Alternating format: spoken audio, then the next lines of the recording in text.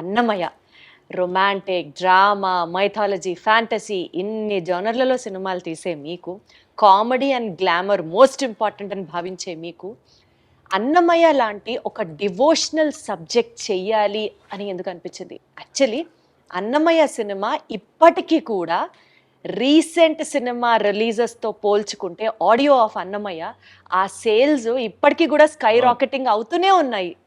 అన్నమయ్య ఒక ఆణిముత్యం, అన్నమయ్య మ్యూజిక్ అసలు వేరే లెవెల్. ఈ డివోషనల్ సబ్జెక్ట్ చేయాలన్న థాట్ మీకు అసలు ఎట్లా? అది ఏదైనా ఆయనే ఇచ్చాడు.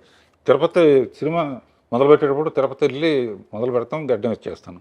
అయిపోయిన తర్వాత తిరుపతి వెళ్ళి గడ్డం ఇచ్చేస్తాను. ఇట్లా ఇప్పుడు వరకు నా గడ్డం తిరుపతిలో తప్ప ఎప్పుడైనా ఎక్కువ రోజులు అయితే పెడితే కొంచెం ట్రిమ్ చేస్తాను అంతే. అన్నమయ్య అనే సబ్జెక్టు బాపు గారు, విశ్వనాథ్ గారు లాంటి వాళ్ళు కాకుండా నాకు అవకాశం రావడానికి ఆయనే కారణం అనుకుంటా. స్వామే పంపించుంటాడు, స్వామే అడగకుండా అన్నమయ్య ఇచ్చాడు. అండ్ ఆ కథ నాకు రావటం, నాగార్జున ఏంటి, రాఘవేంద్ర ఏంటి, సుమన్ ఏంటి అనుకునేది ఛాలెంజ్గా తీసుకుని నాగార్జున పెట్టడానికి రీజన్ అంటే వాళ్ళ ఫాదర్ విపన్నారాయణ ఇవన్నీ కూడా చేశారు. అది కాకుండా ఇది చూడాలంటే మామూలుగా లోపలికి రావాలంటే భక్తి సినిమాలకి హీరోలు ఉంటే బెటర్ అని చెప్పి హీరోని పెట్టి జనాన్ని లోపలికి తీసుకొస్తే గ్యారంటీగా హిట్ అవుతుంది నమ్మకం. అందునే ప్రెస్ షూటింగ్ జరుగుతున్నప్పుడల్లా ప్రెస్ మీట్ పెట్టాలి, అసలు ఒకేసారి సినిమా చూపించాం అనమాట. బెస్ట్ కళ్ళకి పండగ అసలు స్వామిని అలా చూడడం. అసలు క్లైమాక్స్కి అయితే ఇప్పుడు కూడా ఫోన్ చేసి కళ్ళెమ్మటి నీళ్లు తిరగని వాళ్ళు ఉండరు సార్. ఉన్నారంటే వాళ్ళకి అసలు ఇంకా వాళ్ళు వేరే జోనర్ అని అర్థం చేసుకోవాలి అంతే. ఇప్పటికీ టీవీలో వచ్చినప్పుడు చూస్తే ఫోన్లు వస్తాయి నాకు, ఎందుకు రాగంగా అంత ఏడిపించావు అంటే. నాకు కూడా అది రామదాసు నిజంగా స్వామి మీ చేత జయించారు అన్నట్టుగా భావించారు. చిరంజీవి గారు, వెంకటేష్ వీళ్ళందరూ కూడా ఎన్ని సినిమాలు చేసి లాభంగా ఒక అన్నమయ్య చాలు అంటాను. అండ్ మనం బాధ్యతగా తీసుకుని ఇంట్రడ్యూస్ చేసిన వెంకటేష్ కానీ, మహేష్ బాబు కానీ, అల్లు అర్జున్ కానీ వీళ్ళందరూ వాళ్ళ టాప్ పొజిషన్లో ఉన్నందుకు అంతకన్నా మనకేం కావాలి? సార్థకం సార్, అసలు జన్మ సార్థకం అంతే. మీతో పనిచేయడమే మహాభాగ్యం. అలాంటిది ఇంట్రడ్యూస్ చేసి వాళ్ళందరూ టాప్ పొజిషన్లో ఉండడానికి కారణం మీరే అని అంటే మాత్రం అసలు ఇంత కంటెంట్మెంట్. సార్ ఇప్పుడు పెద్ద సినిమాల్ని అంటే 70mm స్క్రీన్ ఫిల్మ్స్ని, బిగ్ సినిమాస్ని మీరు షూట్ చేశారు, మీరు హ్యాండిల్ చేశారు. ఆర్కే బ్యానర్తో చాలా సీరియల్స్ చేశారు. అది కాకుండా ఇప్పుడు ట్రెండ్కి తగ్గట్టుగా ఓటీటీలో వెబ్ సిరీస్ని కూడా మీరు డైరెక్ట్ చేశారు. కొన్ని వెబ్ సిరీస్ మీరు చేయడం జరిగింది. ఈ ప్లాట్ఫామ్ని ఎలా చూస్తారు మీరు? అప్పుడు సీరియల్ మొదలు పెట్టినప్పుడు ఐడియా అందుకు వచ్చిందని చెప్పాను కదా, కొత్త మొత్తం అయిపోయిన తర్వాత నాకు బ్లాంక్ అయిపోయానమ్మా. బ్లాంక్ అయిపోయాను. ఇప్పుడు ఏం చేయాలి మనం? కాళ్ళ ఆఫీస్కి వచ్చి కూర్చుని ఏం చేయాలి? అప్పుడు నాకు ఐడియా వచ్చింది. సీరియల్ ఐడియా లాగానే యూట్యూబ్ చూడటం మొదలుపెట్టా, షార్ట్ ఫిల్మ్స్. అందులో బెస్ట్గా తీసిన వాళ్ళని పిలిచాను. పిలిచి కొన్ని షార్ట్ ఫిల్మ్స్ చేసాం. అందులో కొన్ని పాటలు రాయటం కూడా మొదలుపెట్టాను. పాటలు మీరు రాశారా? అరే సో అదే టైంలో ఈటీవీలో కథాసౌధ అని చెప్పి వెబ్ సిరీస్, అంటే ఒక్కో సిరీస్ అరగంటలో అయిపోవాలన్నమాట. అరగంటలో కథ చెప్పడం. అవి ఇప్పుడు శిష్యులను పెట్టేసి అప్పుడప్పుడు సెటిల్కి వెళ్ళి స్టోరీ డిస్కషన్, మ్యూజిక్. ఇప్పటికీ మీరు అవి హ్యాండిల్ చేస్తున్నారు, పర్యవేక్షిస్తున్నారు. మన సండే వస్తుంది. ఇప్పుడు లైఫ్ పార్ట్నర్ అని ఒకటి తీశాను, లవ్ యూ నానమ్మ అని ఒకటి తీశాను, సుందరంగాడి ప్రేమ కథ అని ఒకటి తీశాను. ఏవి అలనాటి ముద్దులని రాబోతోంది అనమాట. ఇది ఇందుగలడందు లేడన్న సందేహము వలదు. మా రాఘవేంద్రరావు గారు అన్ని ప్లాట్ఫామ్స్ లో ఆయన ఉన్నాను అని ప్రూవ్ చేస్తారు.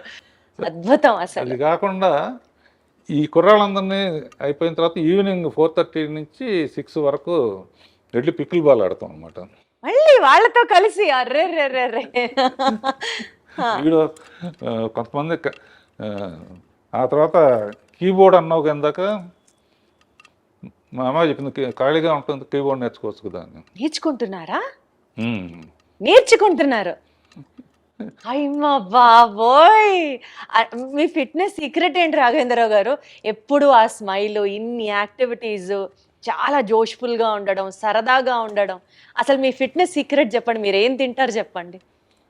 తిండిదేమి లేదు కానీ ఎక్కువ ఫూల్స్ ఉన్న చుట్టూ ఉంటారు. మరి హార్వర్డ్ యూనివర్సిటీ ఇది జేసీ మిల్లర్ ఇటువంటివన్నీ శక్తిపండని లేకపోతే ఈడని ఆడని ఊరినే జోకులు వేసుకుంటూ హ్మ్. నవ్వటం చాలా ఇష్టం నాకు, నవ్వించటం కానీ. అందుకనే భరణీను బ్రహ్మానందం వీళ్ళు కొంచెం పొయిటిక్ ఇది ఉందన్నమాట. నేను 2-3 కొటేషన్స్ అందరూ రాస్తున్నాక మనం ఎందుకు రాయకూడదని చెప్పి అందులో కూడా. ఆ, హ్మ్. మనం అనుకున్నవన్నీ జరిగి ఉంటే ఇప్పుడు జరిగినవన్నీ మనం అనుకున్నవి కావు. వాహ్! మనం నువ్వు కూడా అనుకో, అనుకున్నవన్నీ జరుగుంటే, ఇప్పుడు జరిగినవన్నీ మనం అనుకున్నవి కావు. నువ్వు అంతేగా. అంతేగా, అంతేగా. అది కాకుండా లైఫ్ని ఇంత లైట్గా తీసుకుంటేనే సీరియస్గా ఉంది, సీరియస్గా తీసుకుంటే ఎలా ఉంటుందని. హ్మ్. అంతే హ్మ్. కదా. హ్మ్. అదొకటి నాకు చాలా ఇష్టమైంది. అది మెయిన్ అనమాట. లైఫ్ని ఎంత ఇది వచ్చినా కూడా దాన్ని వెల్కమ్ చేయటం, జోకులు వేసుకుని రే పోయిందిరా సినిమా పోయింది రా. అసలు సో మీకు ఏది ఆ బాధ గాని, ఆ ఫ్రస్ట్రేషన్ గాని మిమ్మల్ని అసలు టచ్ చేయవు అన్నమాట అయితే. ఇంట్లో కూడా అంతే. మెడిటేషన్ చేస్తారా దానికోసం ప్రత్యేకంగా? ఆ, అదొకటి ఉంది మర్చిపోయాను. పొద్దునే ఓ రోజు స్విమ్మింగ్ పూల్, ఓ రోజు పిలాటే, ఓ రోజు స్ట్రెచ్చింగ్ ఎక్సర్సైజ్, ఈవినింగ్ యోగ నిద్ర మెడిటేషన్. ప్రతిరోజు. పికిల్ బాల్ అవగానే స్నానం చేసి 40 మినిట్స్ మెడిటేషన్. సో టైముని అలా విభజించుకుంటా. పని లేకపోతే నాకు ఏదో చెయ్యికి అలా ఆడదంటారే. అందుకనే మీరు ఆ 16th ఇయర్ దగ్గరే ఆగిపోయారు రాఘవేంద్రరావు గారు. ఇంకా అసలు ఏజ్ ముందుకి రాలేదు అంతే. హ్యాపీగా ఎప్పుడు సరదాగా ఉంటాం. ఈ వాళ్ళ దగ్గర నుంచి నేను నేర్చుకుంటున్నానమ్మా, నా దగ్గర నుంచి వాళ్ళు నేర్చుకుంటున్నారు.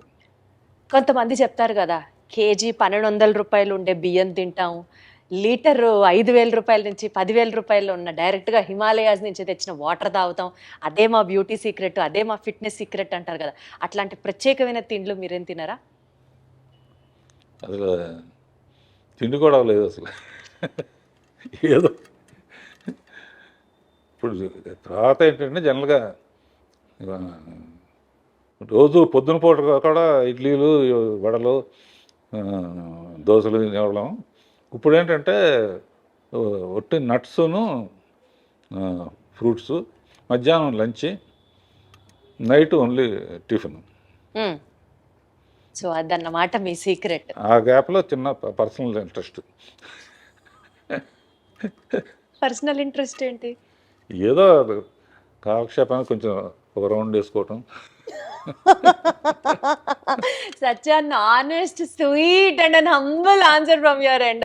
అసలు సూపర్. ఎటు మనం ఈ విషయాలు మాట్లాడుతున్నాం కాబట్టి రాఘవేంద్ర గారు, నాకు ఇందాకటి నుంచి మిమ్మల్ని చూస్తున్నాను, మీతో మాట్లాడుతున్నాను, కానీ నా ధ్యాస అంతా మీరు షర్ట్ మీద పెట్టుకున్నటువంటి ఆ గ్రీన్ అండ్ వైట్ బ్రోచ్ మీదకి వెళ్తోంది.